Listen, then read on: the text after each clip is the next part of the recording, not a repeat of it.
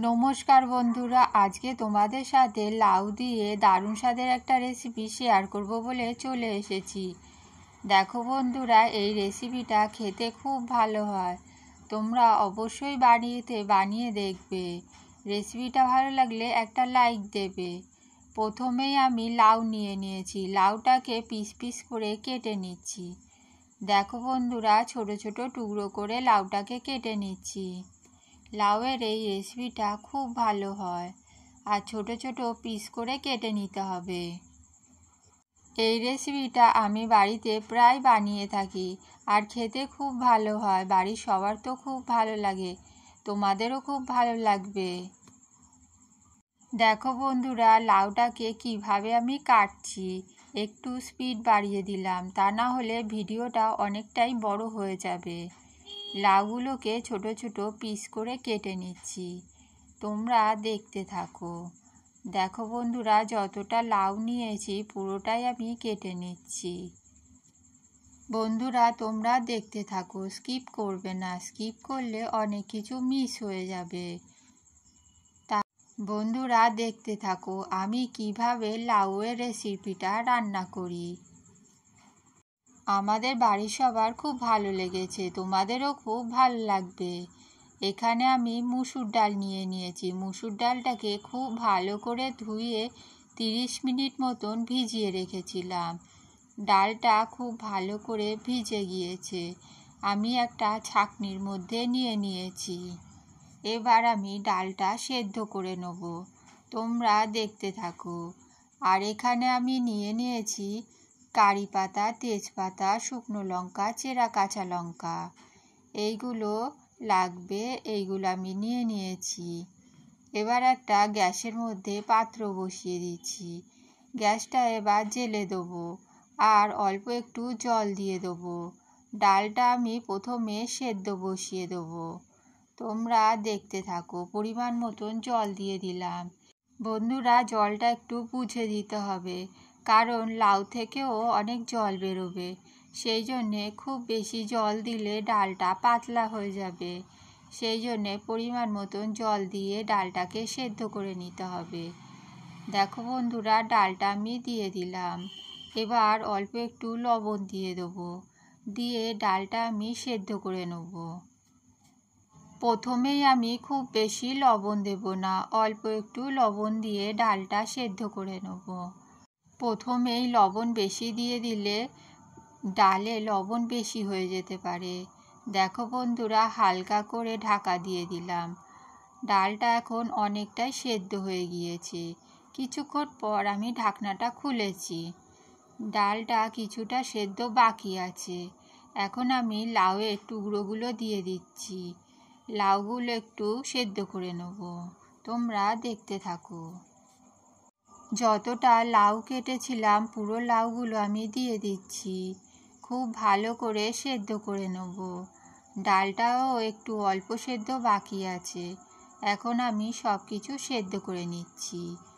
পুরো ঢাকা দিয়ে রাখলে উতলে যেতে পারে, সেই জন্যে ঢাকনাটা একটু ফাঁকা দিয়ে রাখতে হবে। আর কড়ার মধ্যে এখানে আমি সর্ষের তেল দিয়ে দিয়েছি।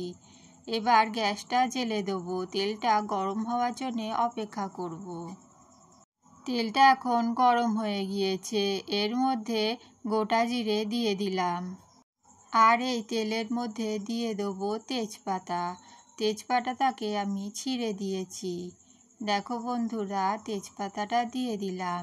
এবার একটা শুকনো লঙ্কা দিয়ে দিলাম, আর কারি পাতাগুলোও দিয়ে দিলাম। সব কিছু খুব ভালো করে ভেজে নেব। চেরা কাঁচা লঙ্কাটাও দিয়ে দিলাম। সব কিছু একটু লাল করে ভেজে নেব, তোমরা দেখতে থাকো। অল্প একটু লবণ দিয়ে দিলাম যাতে না ছেটকায়। বন্ধুরা দেখতে থাকো, মশলাগুলোকে খুব ভালো করে ভেজে নেব, আর কারি পাতা থেকে একটা সেন্ট বেরিয়ে আসবে।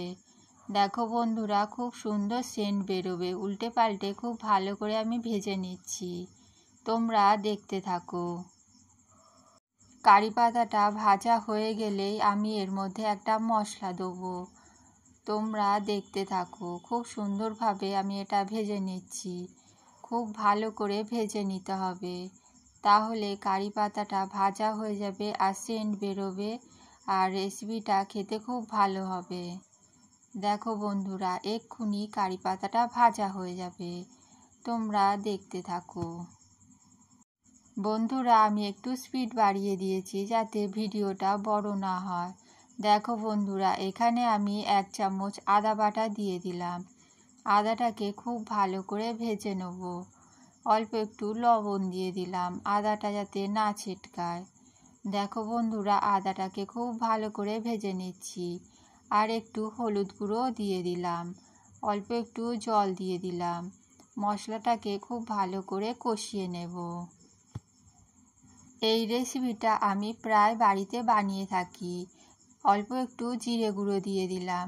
এবারে মশলাটাকে খুব ভালো করে কষিয়ে নিতে হবে।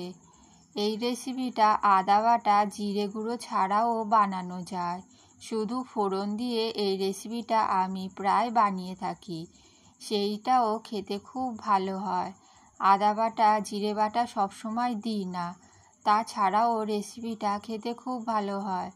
তোমরা 2 রকমভাবে বাড়িতে বানিয়ে দেখবে, কোন রকমভাবে বানালে ভালো হয় তোমরা আমাকে জানাবে। দেখো বন্ধুরা, মশলাটা খুব ভালো করে কষিয়ে নিয়েছি। এবার সেদ্ধ করে রাখা ডাল আর লাউটা দিয়ে দিলাম। সব কিছু নেড়েচেড়ে মিশিয়ে নিচ্ছি। বন্ধুরা, তোমাদের বলে দিলাম 2 রকমভাবে তোমরা বাড়িতে বানিয়ে দেখবে, আদা বাটা ছাড়াও বানিয়ে দেখবে, দেখবে রেসিপিটা ভালো হবে। আরও কিছুক্ষণ এটাকে সেদ্ধ করে নেব, তোমরা দেখতে থাকো। সব কিছু নেড়েচেড়ে মিশিয়ে নিচ্ছি। এবার আমি এর মধ্যে পরিমাণ মতন চিনি দিয়ে দেবো। 1 চামচ মতন চিনি দিতে হবে। চিনি দিয়ে সব কিছু খুব ভালো করে মিশিয়ে নিতে হবে। দেখো বন্ধুরা, আমি চিনি দিয়ে দিলাম। এবার সব কিছু খুব ভালো করে মিশিয়ে নেব আর সেদ্ধ হওয়ার জন্যে কিছুক্ষণ রেখে দেবো। এটাকে 5 মিনিট মতন রান্না করে নেব। একটুখানি ঢাকা দিয়ে রেখে দেবো। আর পরিমাণ মতন লবণও দিয়ে দিলাম আর সব কিছু খুব ভালো করে মিশিয়ে নিচ্ছি। লাউটা একটু সেদ্ধ বাকি আছে, সেই জন্য আমি একটু সেদ্ধ করে নিচ্ছি। দেখো বন্ধুরা, 5 মিনিট মতন রান্না করে নিয়েছি। লাউটা এখন সেদ্ধ হয়ে গিয়েছে। লবণ আর মিষ্টিটা আমি দেখে নিচ্ছি। দেখতে থাকো বন্ধুরা। এখন রান্নাটা প্রায় শেষের দিকে, আর একটুখানি হলেই হয়ে যাবে। এবার আমি গ্যাসটা বন্ধ করে দেবো।